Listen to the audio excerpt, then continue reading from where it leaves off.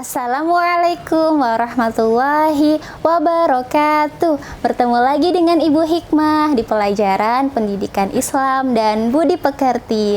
Anak-anak Ibu yang Ibu sayangi, bagaimana kabar kalian semua? Ibu doakan semoga Allah selalu memberikan kesehatan dan keselamatan untuk kalian. Amin, Allahumma amin. Anak-anak bagaimana? Apakah kalian sudah melaksanakan sholat subuh? Dan apakah kalian sudah melaksanakan sholat duha? Ingat ya, sholat 5 waktu itu tidak boleh ditinggalkan.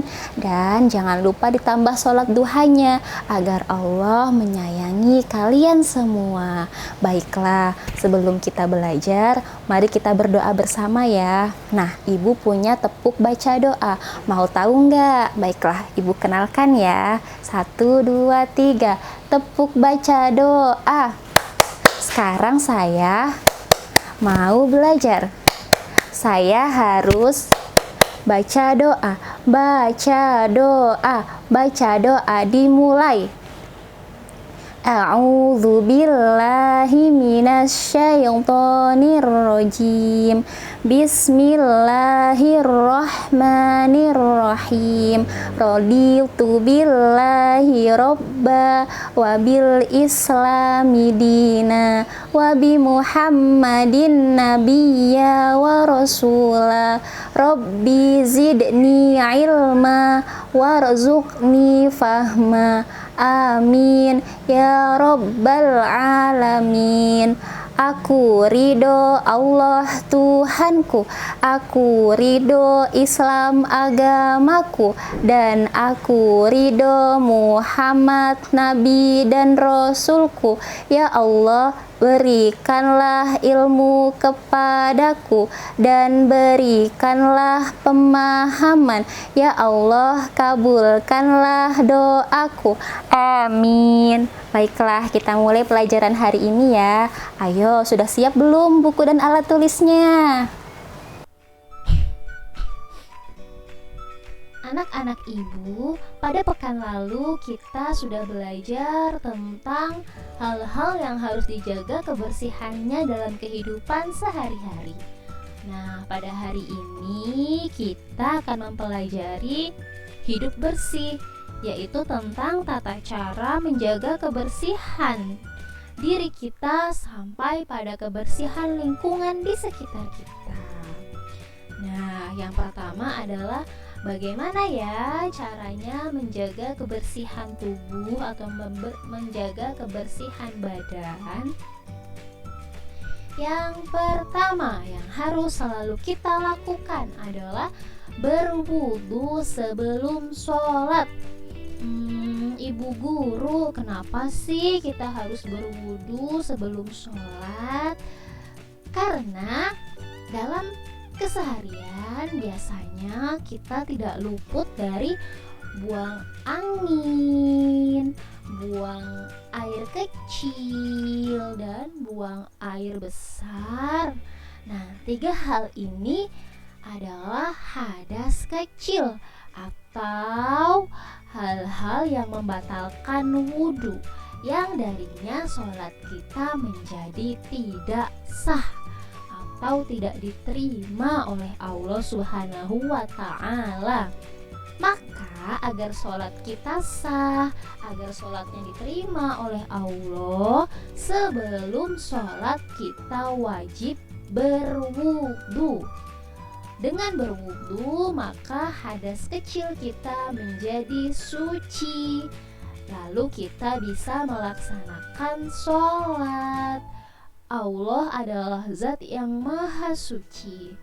Maka ketika menghadap Allah, kita juga harus dalam keadaan suci dan bersih. Selanjutnya, selain berwudu sebelum sholat, kita juga mengenal istinja. Istinja artinya membersihkan kubul dan dubur setelah buang air kecil dan juga buang air besar.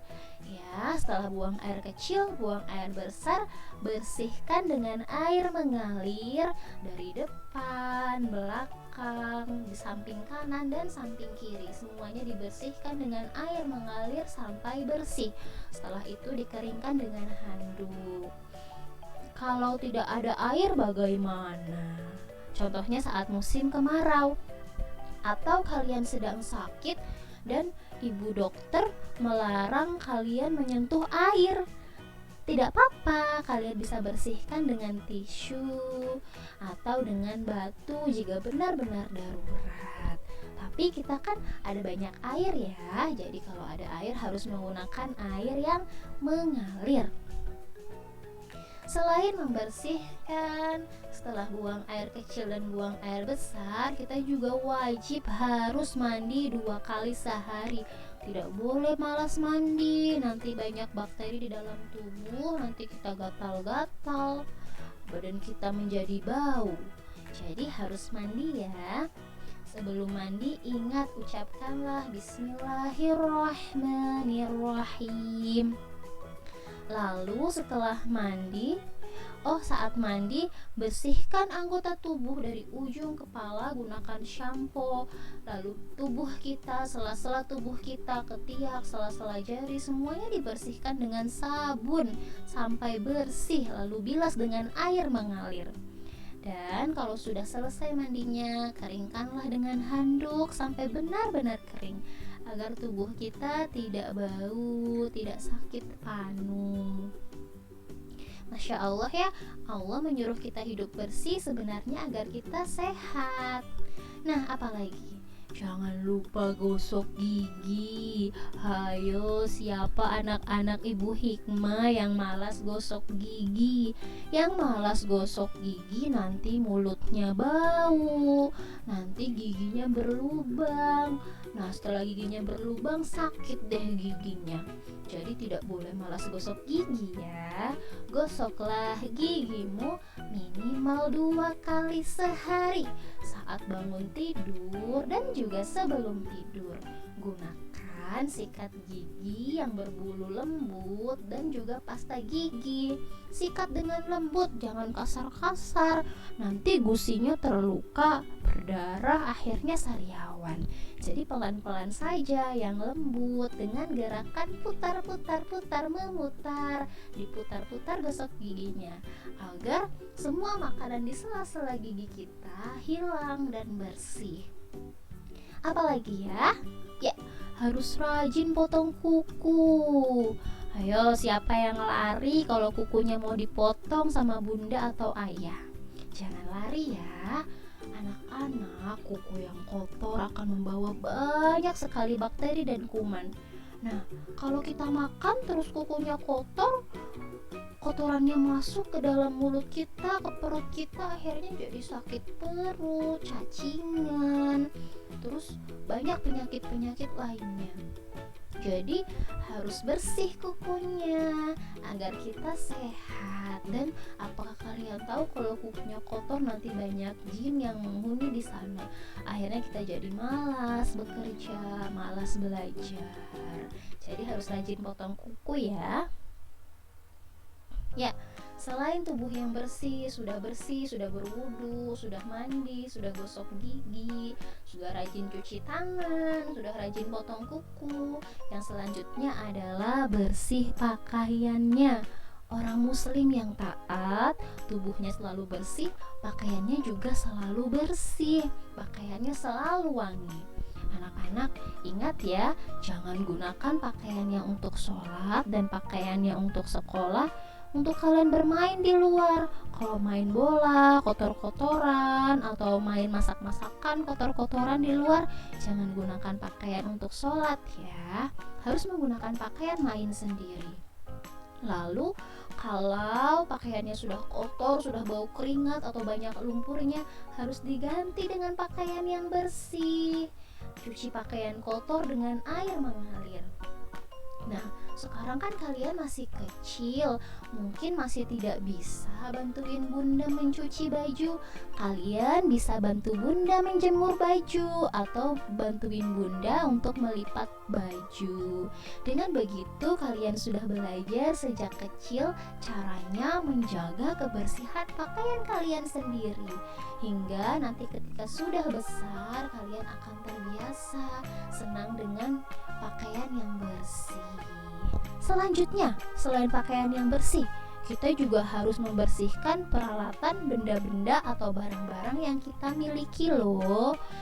Ya, apa saja yang harus dijaga? Contohnya peralatan ibadah, mukena, sajadah, peci, baju koko, sarung, Al-Quran, tasbih, semuanya harus dijaga kebersihannya. Kalau sudah selesai sholat, digantung dengan hanger, mukenahnya, baju kokonya, sarungnya, sajadahnya dilipat, digantung pecinya, jangan dihambur di mana-mana, sehingga peralatan sholat, peralatan ibadah selalu bersih. Nah, kalau sudah belajar juga dirapikan alat tulisnya, bukunya disusun dengan rapi, pensil, penghapus dikumpulkan kembali ke satu tempat agar tidak hilang. Kalau kotor, kalian lap dengan tisu atau kain lap. Jadi belajarnya bisa konsentrasi karena semua peralatan belajarnya bersih. Lalu yang terakhir yang bisa kalian lakukan untuk menjaga peralatan, kalian bisa loh bantuin ayah dan bunda cuci piring. Bisa mulai belajar dari sekarang. Minimal cuci piring, gelas, garpu, sendok yang kalian gunakan sendiri. Setelah makan langsung dicuci. Hitung-hitung bantuin bunda dan belajar menjaga kebersihan peralatan makanan yang kalian miliki. Selanjutnya, kita juga harus menjaga kebersihan lingkungan. Apa saja? Tentunya harus menjaga kebersihan tempat sholat. Jangan bermain-main di tempat sholat ya, apalagi kalau kaki kalian kotor. Tempat sholat harus selalu bersih dan suci. Kalau kalian membersihkan tempat sholat, tempat ibadah, Allah akan memberikan banyak sekali pahala kebaikan untuk kalian. Bersihkan juga tempat tidurmu. Sebelum tidur, dibersihkan kasurnya, dikibas-kibas dari debu, semuanya debunya dibersihkan sambil berdoa. Bismillahi Allahu Akbar. Doa ini bisa mengusir jin dan syaitan yang bersarang di kasur kita, sehingga kita bisa tidur dengan nyenyak, dengan tenang, tidak mimpi buruk. Dan ketika subuh menjelang, ketika ayah dan bunda membangunkan kalian, kalian akan dengan mudah bangun karena kalian tidak dipeluk oleh syaitan. Ayo, siapa yang mau tidurnya dipeluk syaitan? Tentu tidak mau, bukan? Jadi sebelum tidur jangan lupa dibersihkan kasurnya sambil berdoa apa nak? Berdoa Bismillahi Allahu Akbar. Ya, lalu kalau bangun tidur juga harus dibersihkan ya. Dirapikan bantalnya, dirapikan selimutnya, rapikan kamar kalian sendiri. Bantu ayah dan bunda untuk menjaga kebersihan kamar kalian sendiri. Dan selanjutnya, apalagi yang bisa kita lakukan untuk membersihkan lingkungan? Salah satunya dengan bantu ayah dan bunda menyapu lantai rumah. Itu pekerjaan ringan yang bisa kalian lakukan. Dan buanglah sampah pada tempatnya. Jangan biarkan sampah berserakan. Ngomongin tentang buang sampah pada tempatnya, Ibu Hikmah punya lagu loh tentang buang sampah. Lagunya begini. Kalau ketemu sampah, diambil, dibuang, dibuangnya di mana? Di tempat sampah. Kalau ketemu sampah, diambil, dibuang, dibuangnya di mana? Di tempat sampah. Jadi kalau kalian menemukan sampah berserakan di lingkungan kalian, di rumah, di sekolah, atau dimanapun, kalian ambil sampahnya lalu buang ke tempat sampah. Setelah itu jangan lupa cuci tangan ya, agar tangannya kembali bersih karena habis pegang sampah yang kotor. Harus menjaga kebersihan lingkungan. Meskipun itu bukan sampah kalian bisa membantu membuangnya. Dengan begitu, lagi-lagi Allah akan berikan pahala yang berlimpah untuk kalian. Ya, itu dia yang sudah kita pelajari hari ini. Jaga kebersihan tubuh, jangan lupa mandi, jangan lupa potong kuku, jangan lupa gosok gigi, jangan lupa dibersihkan setelah buang air kecil dan buang air besar. Dan jangan lupa wajib berwudu sebelum sholat. Jaga kebersihan pakaian, jaga kebersihan peralatan benda-benda yang kita miliki, dan yang terakhir jaga kebersihan lingkungan. Ya, anak-anak ibu yang soleh, yang baik hati semuanya, ibu tidak berikan tugas ya. Insya Allah kalau pembelajaran bab 4 sudah selesai, ibu akan berikan ulangan harian untuk kalian. Jadi semangat belajar ya. Semangat belajarnya, semoga Allah berikan ilmu yang bermanfaat untuk kalian semua. Praktikkan hidup bersih dalam kehidupan sehari-hari. Alhamdulillah, pelajaran hari ini sudah selesai. Ibu doakan semoga apa yang telah kita pelajari hari ini bisa tertanam di dalam pikiran, hati, dan bisa kita laksanakan dalam kehidupan sehari-hari. Nah, setelah belajar kita juga harus berdoa. Yuk, tepuk baca doa dulu. Tepuk baca doa. Sekarang saya sudah belajar. Saya harus baca doa. Baca doa. Baca doa dimulai. A'udzu billahi minasyaitonir rajim. Bismillahirrahmanirrahim. Allahumma arinal haqqo haqqo warzuqna tiba'a wa arinal batila batila warzuqna ijtinaba. Ya Allah, tunjukkanlah yang benar itu benar untuk kami laksanakan, dan tunjukkanlah yang salah itu salah untuk kami jauhi. Amin.